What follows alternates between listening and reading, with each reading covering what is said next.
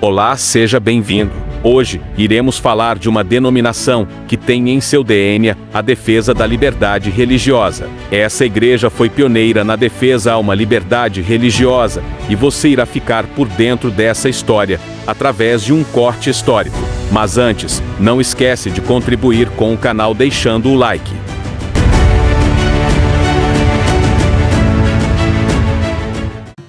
O ideal de liberdade religiosa é fruto do pensamento dos primeiros batistas, que o construíram a partir do conceito de igreja como a reunião voluntária de crentes, germinando no movimento separatista e também pelos anabatistas, como também pela dura experiência da perseguição. Os batistas são o primeiro grupo a defender o princípio da liberdade religiosa e da liberdade de consciência, em um ambiente em que havia uma forte tendência à uniformidade religiosa imposta tanto pelo Estado, através da Igreja Anglicana, e como pelos puritanos, quando ocuparam o poder através da Revolução Gloriosa. O princípio que se tornou a base do desenvolvimento dos batistas pelo mundo é resultado da luta dos pioneiros pelo respeito às diferenças confessionais e doutrinárias. A liberdade de consciência em matéria de fé é uma competência individual e neste quesito não há qualquer possibilidade de dominação. O ponto de partida para a construção do princípio da liberdade religiosa está na convicção que o indivíduo é única e exclusivamente responsável por si diante de Deus. Ao ser criada como imagem, conforme a semelhança de Deus, a humanidade foi apresentada com a capacidade de raciocínio e pensamento, como também o direito alienável da liberdade. A relação do indivíduo livre e consciente diante da lei de Deus e dos seus semelhantes exige responsabilidade. Tem importante papel nessa construção o pioneirismo de John Smith, que ao longo de sua trajetória amadureceu o seu pensamento, que serviu de base para que outros líderes do movimento batista pudessem propagar e expandir essa discussão. Nos seus primeiros escritos, ainda como pastor anglicano, defendeu o modelo da igreja estatal e oficial e a interferência dos magistrados na religião.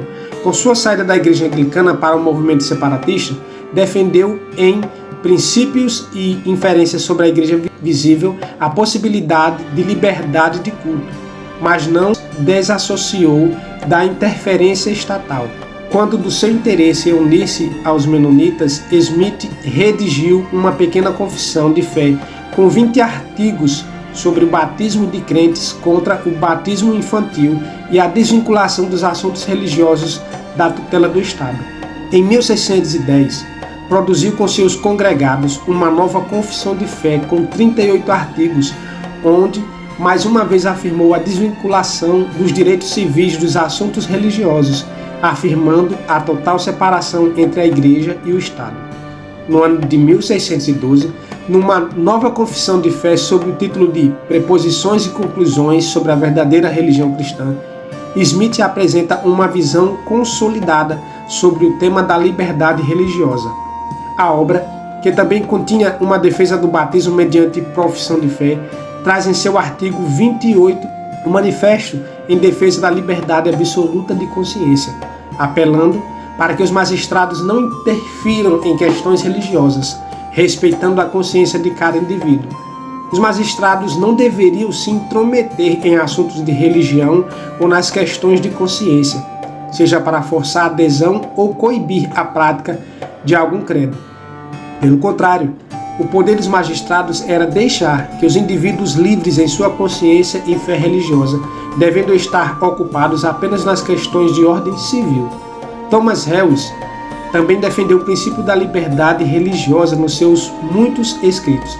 A sua obra-prima, Breve Declaração do Mistério da Iniquidade, de 1612, é a mais completa defesa da liberdade religiosa publicada na Inglaterra. Harris se colocou contrário à punição civil por questões religiosas, reafirmando a responsabilidade individual e a livre consciência para diante de Deus e diante do Estado, que deveria estar separado de qualquer confissão religiosa. Condenou a perseguição religiosa a defender o direito de todos os indivíduos professarem a fé que bem quisessem, sendo essa sua solução para o conflito entre católicos, protestantes e puritanos na Inglaterra. Suas ideias o levaram à prisão, onde permaneceu até a sua morte em 1616.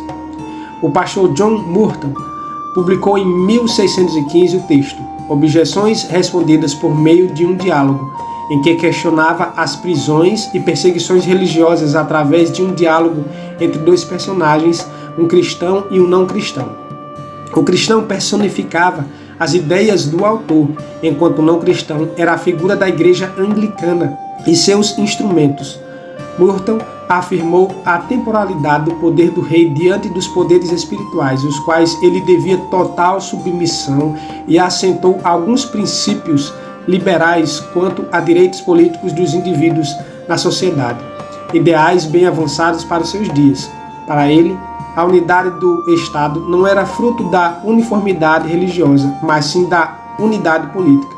A Confissão de Fé de 1644 estabeleceu a obediência civil aos magistrados, que deveriam zelar pela proteção e bem-estar dos cidadãos. Porém, o poder exercido não deveria interferir em matéria de religião. Há uma nítida distinção entre o papel do Estado e da religião, o que será perpetuado pelo pensamento batista ao longo da sua história. A maior contribuição que os batistas ingleses levaram ao mundo civilizado foi a defesa do princípio da liberdade de consciência e a liberdade religiosa. Sob condições desfavoráveis, os batistas ingleses do século XVII construíram a sua teoria da liberdade, enfrentando erros, perseguições e oposições com tolerância e convicção. Nenhum outro grupo empenhou-se tanto sobre essa questão como os batistas, tornando-se a liberdade incondicional de consciência um princípio anelado por cada indivíduo, sendo ele cristão ou não. Os batistas do século XVII lançaram as sementes daquilo que conhecemos na atualidade como o espírito democrático contemporâneo. Essa foi e é uma marca da denominação batista, que ao longo da história defendeu o direito à liberdade religiosa.